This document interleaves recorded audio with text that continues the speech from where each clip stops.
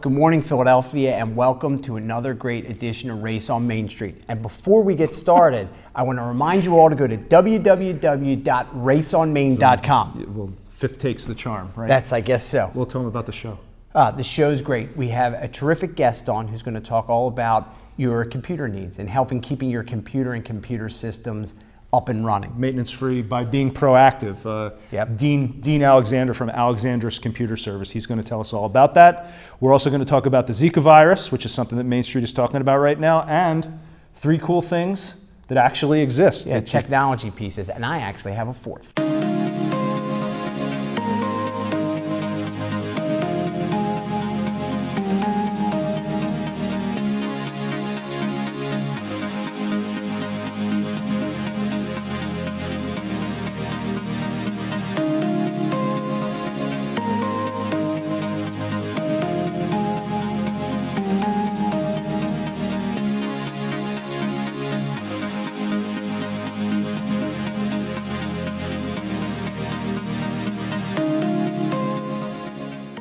Good morning, Philadelphia, and welcome to another great edition of Race on Main. Thanks for joining us. We have a great show for you today on this very rainy day in Philadelphia.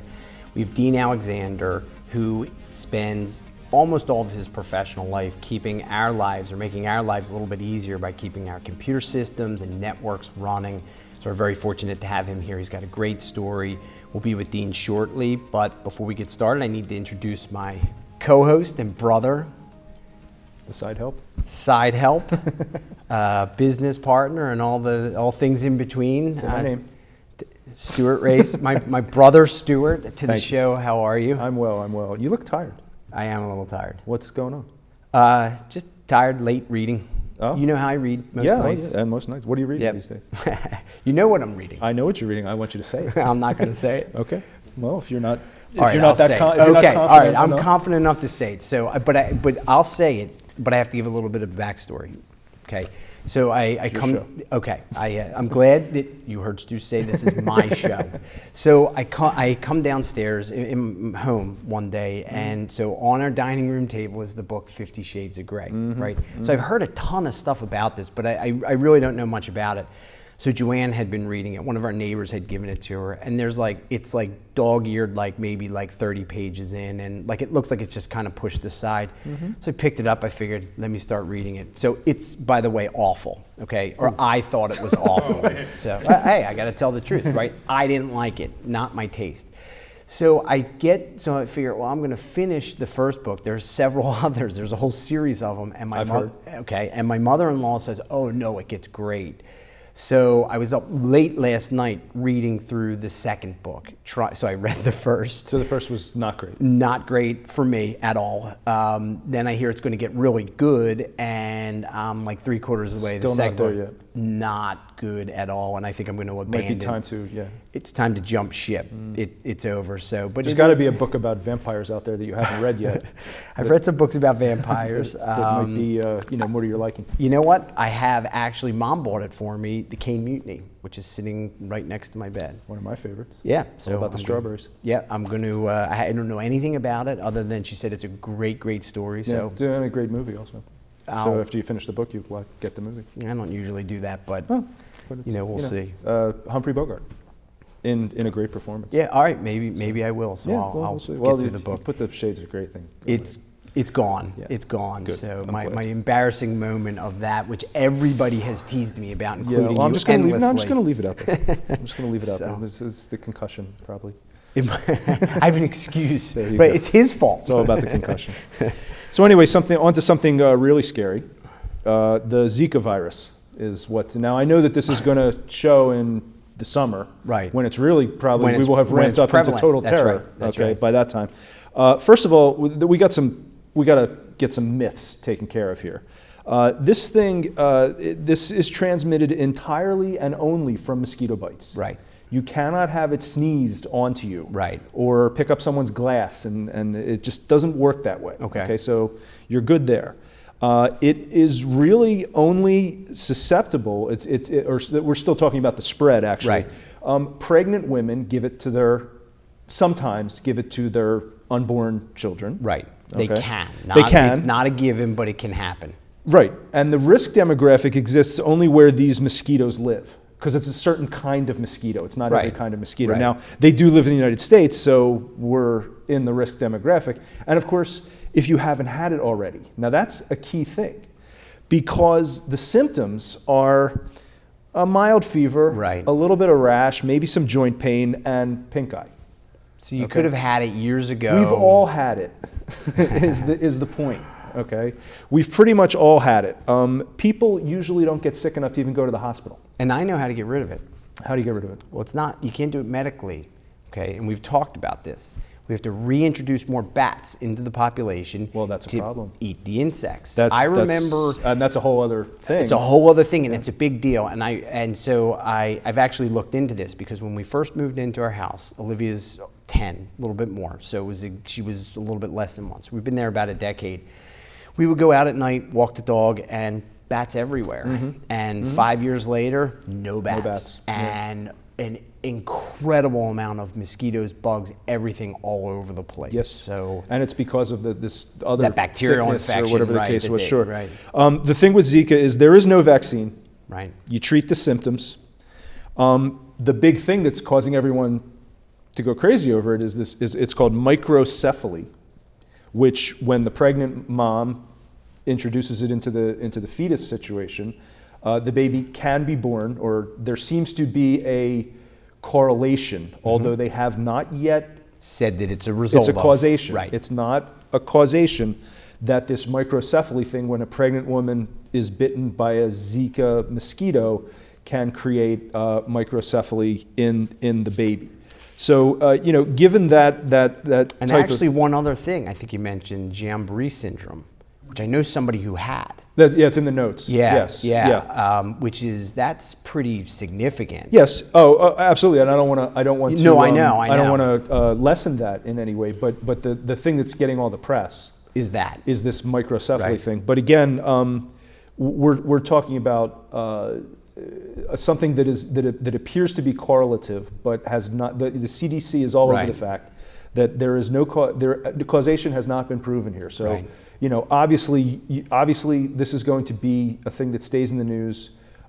It's a little bit different than that West Nile thing from a couple of years ago, because we still haven't proven the causation, but the treatments remain the same.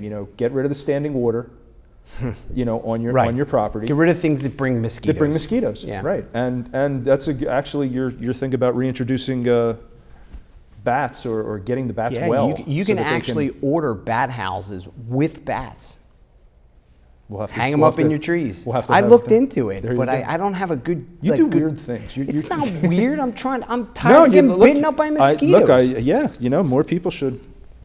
If do it. 3 or It's 4 it's people- organic, right? Yeah, Instead of it's not spraying and hurting stuff anything. like that. That's So- Well, that's what we've been doing, and Yeah. it doesn't really work, because if your neighbor doesn't spray, then it doesn't have Yeah, an effect. And I right. read each bat eats like 10,000 mosquitoes a night, something like that. It's sure like they some do. huge, ridiculous number. But you know what we've talked about this before also, that if you took all of the wars in the history of mankind together, and all the people that were killed in them, it's like a fraction of the people that have been killed by mosquitoes. Well, that doesn't. There you go. More bats. That's the answer. More bats. So Well, there you go, Main Street.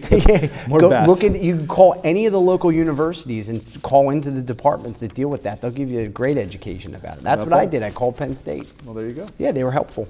All right. Still haven't gotten a bat house, but And as the summer progresses, I'm sure we'll hear more about this. yeah, I'll end up getting a bat house. They'll eat through like the eave in my like. Yeah, there'll be 100 of right. them in my attic. The law of unintended consequences That's strikes right. again. Well, let's talk about our guest today. Our guest today is Dean Alexander, and Dean is with Alexander's Computer Services. I'm looking wildly here for the website.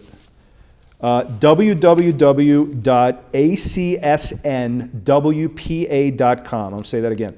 www.acsnwpa.com. Alexander's Computer Services. Dean spent 25 years as a paramedic, at which point he decided that his heart and his back decided that it was time to look for another line of work. 12 years ago, he started this firm, ACS, Alexander Computer Service. It's a family-based computer repair business. They have 3 full-time technicians. serving small businesses and residential clients throughout Philadelphia. A+ and Server Plus certs with CompTIA, and they are respected members of the Better Business Bureau, the Chamber of Commerce, and the Association of Computer Repair Business Owners. So, Dean, welcome to the show. Thank you very Yeah, much. It's a and pleasure Dean, to be here. Thanks for being here. We appreciate it. And I'm actually, I'm sorry to say this, less interested in the computer stuff and more interested in the ramp up to the computer stuff. Well, I'll ask him about the computer stuff, so you ask him about the ramp up. So tell us, how do you go from, it seems kind of distant from one to the other. What's the progression going from an EMT circumstance, first responder circumstance, to saying, hey, this isn't working. It's obviously a very, very, very physical job. We know that. Into this, like, so what took you down that path and then led you to path number 2, so to speak? First of all, it's a young man's game. Okay. And I was getting to be not a young man. The back was really screaming and telling me it's time to do something. For the last 5 years, it was just very painful. I'm sure. But right up to the very end, I fought it. And finally, my heart agreed with that, to say, I don't need to see any more of that anymore. Let somebody else take over. And there's plenty of guys, younger guys, to be able to do both. So 25 years was enough. I hung up my stethoscope, and how it progressed into the new occupation was kind of neat, because on shift I used to help people with their computer problems just to pass time. We do have a lot of downtime according to what station you're in, and I was able to help them, and I never charged for it. It was never a business. It was just something fun to do. So when it was time to start something different in life, this was a natural progression. The hardest thing was just to learn how to charge, because I'd much rather do it for nothing. And so it was beginning to learn how to run a business and run it as a for-profit adventure. And that took several years, actually, to learn that whole process. So the first couple of years, the income was not producing, but we were able to get through those years and then move on to where we are now, which we're supporting several families. I appreciate the fact that you've referred to it as an adventure, Yes, as opposed to a venture, which is wonderful. Tell me about you were initially a break fix shop. Yes. But you've developed into what is referred to as a managed service provider. That's been an exciting change, because the break fix shop sits and waits for a problem to come to you. And I enjoy doing that, and I enjoy the investigative work of finding something that's broken and actually fixing it, which was really similar to my first occupation. That's what I was thinking. Yeah. EMT and computers. But the beauty of the difference between the two is the first occupation, seconds matter. My new occupation, I don't even wear a watch. We'll get it done as quick as we can. I've enjoyed that difference. But the break fix doesn't address your real needs. It addresses your need of, when it's broken, to get it back in order. What I found is, just like the human body, it's much better to take care of your body so you don't end up in the hospital in the first place. So we've applied that same theory to what we do with computers, and we take care of our clients' computers proactively so they don't break. Now, of course, some things happen now and then, but for the most part, we have clients that have computers for years that run just like they were brand new and continue to run that way because of all the tools that we put into the managed service provider. Mm-hmm.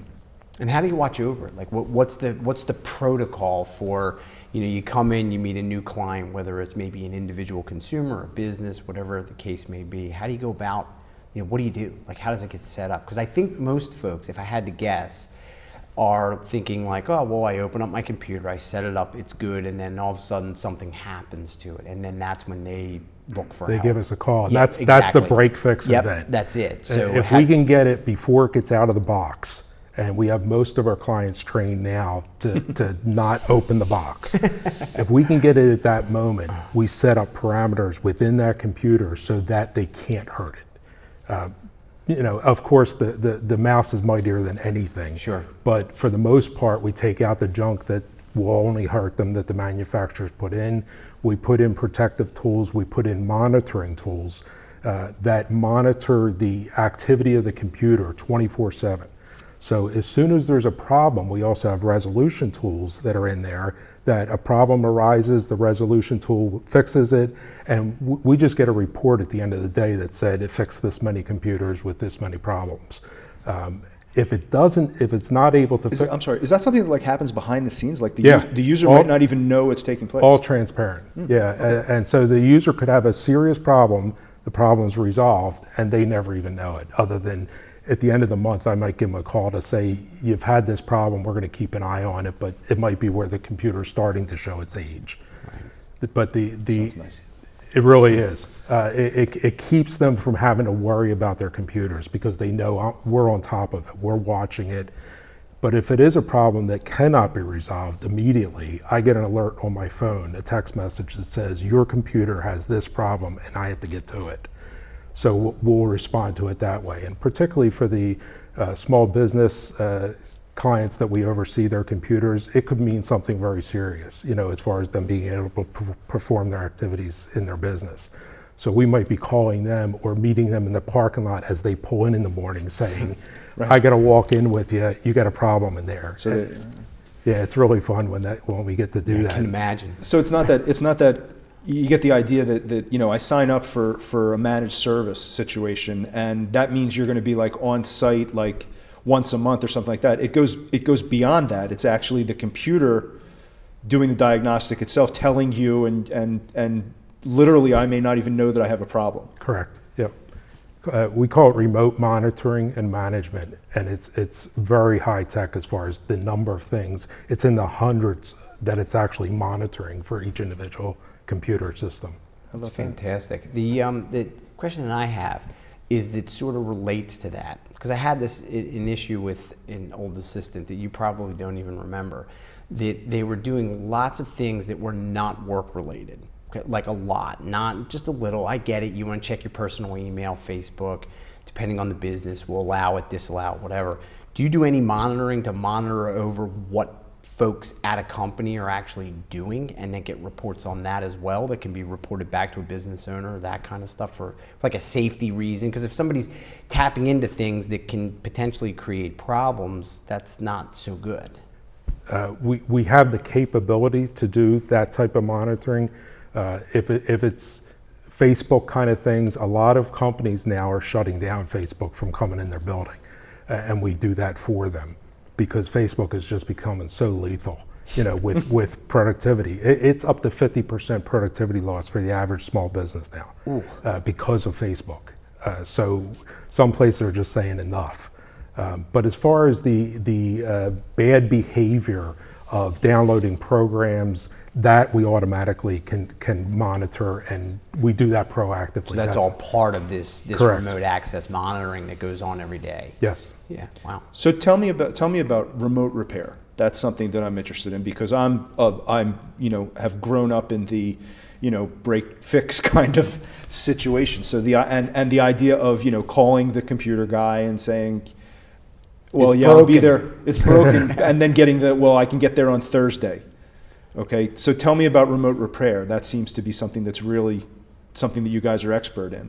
We've developed the skill over the years. We're able to connect to the computer as the client's calling us. So when the client is calling us, we're looking at the caller ID, and as we're looking at that, we're connecting to their computer. So by the time they start describing the situation, we're already on the computer.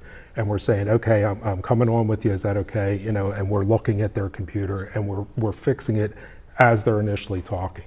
And that's one of the fun parts because we can fix computers a lot of times like that in minutes. So the whole downtime of waiting for us to come out, which we used to do, and them trying themselves, which is kind of the bigger problem, is if you don't try to fix it, we can fix it pretty quickly. If you try to fix it, we have to fix what you broke and what you damaged. Guilty. So there's a bit of advice right there. Is just call first. It's and we'll take those calls all day long because they're real quick, and we're just able to handle it right away. All that requires us to have a connection to that computer. That's what I was going to ask. So we have to begin the relationship before the problem is ideal. A lot of times the viruses will actually attack the program from going in. If it's already in, we're pretty safe. But if it's not in yet, we have a little bit of work to do to get it in if that's the first phone call. Not can't do it, just a little bit more work. So again, that goes back to don't even take the thing out of the box. Yes, let us touch it first. Yeah. The interesting thing about this is, so there are times where you're obviously out on the road, you have to be.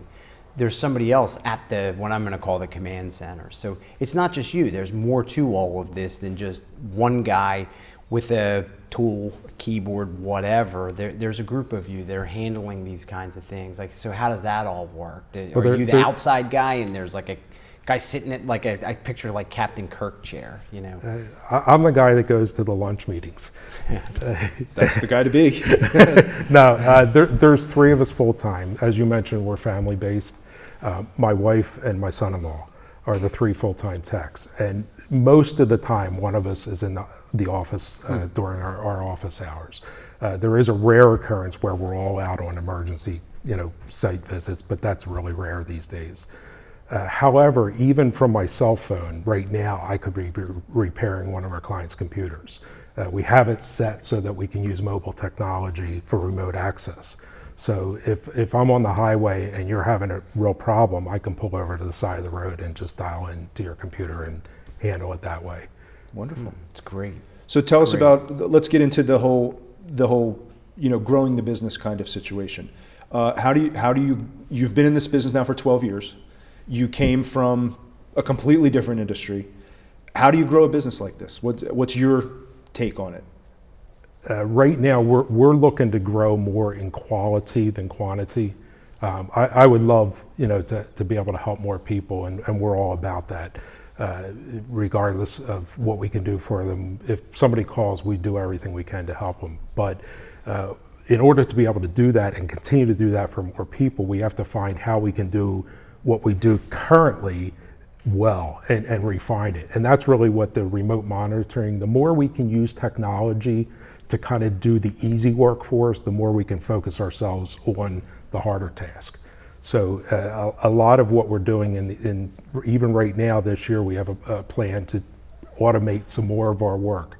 And it takes out a bit of the hands-on touch and feel that the clients are used to, but when they see on the back end that their computer is running so much better than what we used to connect once a month to do our maintenance, for example. And that was great.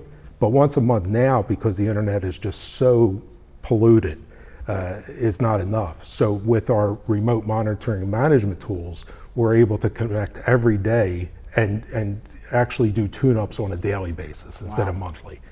That's the type of automation that the more we can do that, the better the client is served, and then we can apply ourselves to new adventures in that area. Yeah, and it's the idea of spending some more up front, which sure. is always a lot less than fixing a problem, just like you said. I mean, there's no question about it. I fixed computer problems, and it's not always the cheapest thing to do. So you have to take a little bit of time up front. It's sort of like reading the directions of a model.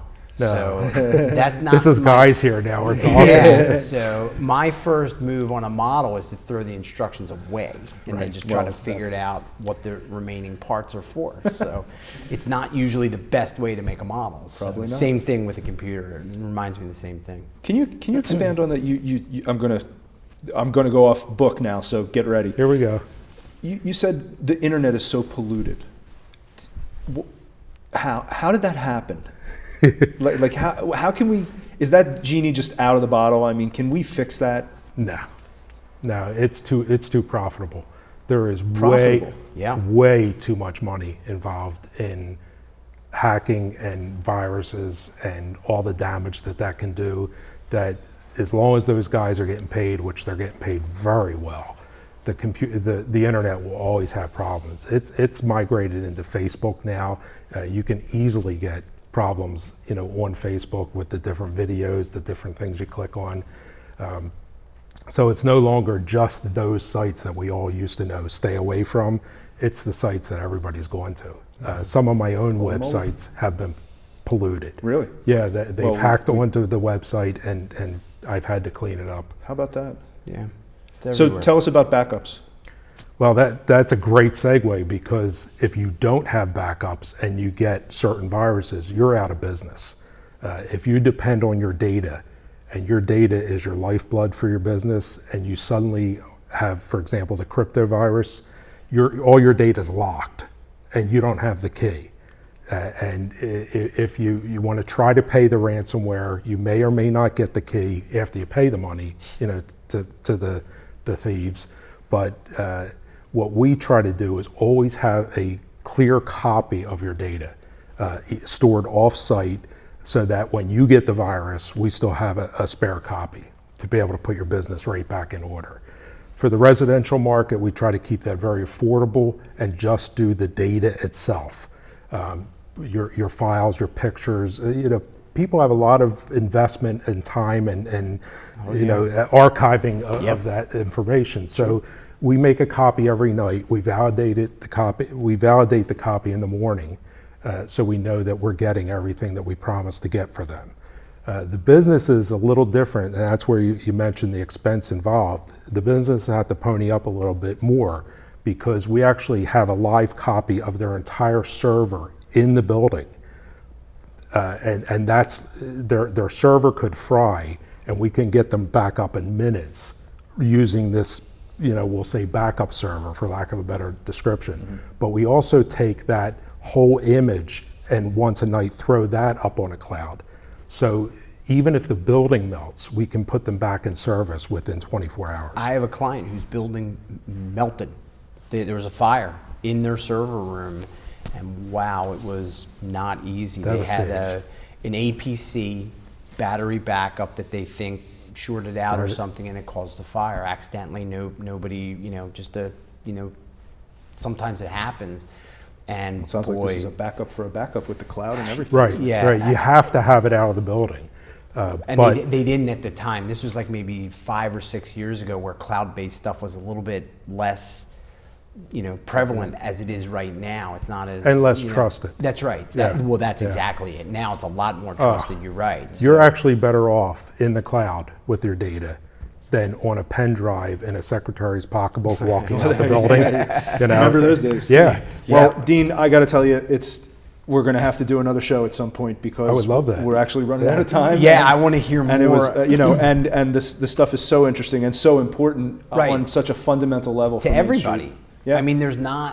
Look, I walk down the street and I joke about it. I see an 80-year-old with a smartphone, and you think like that's, there's almost nobody, or so few people rather, that aren't connected to all of this technology regardless of age. You have elementary school kids with cell phones going to school, smartphones for various reasons. It's everybody. It's everybody. So anyway. All right, fun stuff on the way out? Fun stuff on the way out. All right, I got 3 cool things. I got a better cool thing for you too. Well, then let's... No, go ahead. Okay, the 3 cool things. I looked up. The thing that I thought was the coolest, that I thought you would think is the coolest, is this... Number 1, without a doubt, yeah. No, Kiwi 3, the onboard diagnostic thing. You're a car guy. No, I want to... You plug this into your car, and it tells you what your engine is doing. Yeah, that's fine. This other piece that you put on here, coin-sized tracking device that I can glue to the bottom of my kid's feet. You could. Yeah, that's what I'm most interested in. And it's and what it does is it creates, because it's in the cloud. Yeah. It's everyone that subscribes to this is now your partner. So in other words, you can put a thing out that says, "Where's my kid?" Right. And they're all on the lookout for him. So that's how it is. So that's what Main Street's all about this week. All right. So I have one other quick thing. You got to get us out of here. Yeah, I know. We have 2 minutes. So I think it was a device. It's like a small drone. Okay. So you know how everybody, or lots of folks have, and I have it from skiing. You have the cameras on your helmet, so I can watch the kids. And so it was a drone. You have like a watch with some type of tracking device in it. Toss the drone up in the air, and it follows you with a camera. It's really very cool. It was very cool. I saw it's the actually videos similar of to it. this Sphericam thing with 6 lenses and 360 degree, but this thing flies. This thing flies, So and it's got like a 20 or 30 minute flight time. So you see like kayakers using it. You just toss it up, it drops into the water, pops out of the water, comes up. It's like maybe 20 feet behind you. There's all sorts of very cool things. I forgot the name of it, but we'll look it up. We'll look it up next time. So thank the first responders. I will. So I want to thank everybody, the whole crew. Tim Milway, our director, thank you for another great show. Dean, Stu, we want to make sure that we're always talking about our first responders that are out there. Please make sure you're taking care of them. And what what my suggestion is, there's nothing wrong with stopping by the fire department, dragging your kids there, letting them meet the firefighters. Interesting thing happened. I was with a whole bunch of firefighters last week, and they were talking about how much money in Pennsylvania is saved due to the volunteer fire groups that are out there. So think about that. They talked about billions of dollars throughout the state being saved. So they really, really rely on us for all of our support, our financial support. You might not need them on Monday, but you might need them on Tuesday. So you can't forget about them on Monday. They're there every day serving the community. So please don't forget police, firefighters, the EMT. It would be a real tragedy if you needed them and they weren't available because of funding. So keep that in mind. So thanks for another great week. We'll see everybody out on Main Street. Have a great week. Thanks, everybody.